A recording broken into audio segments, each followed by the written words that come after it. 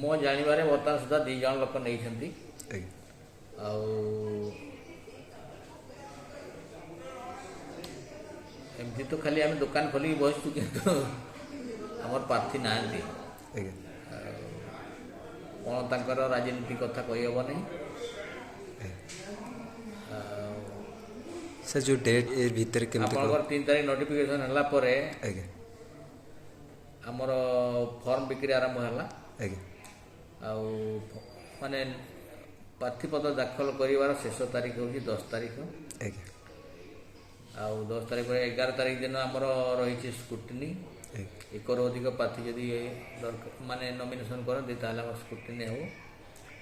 ଆଉ withdrawal date ହେଉଛି 13 December 2024।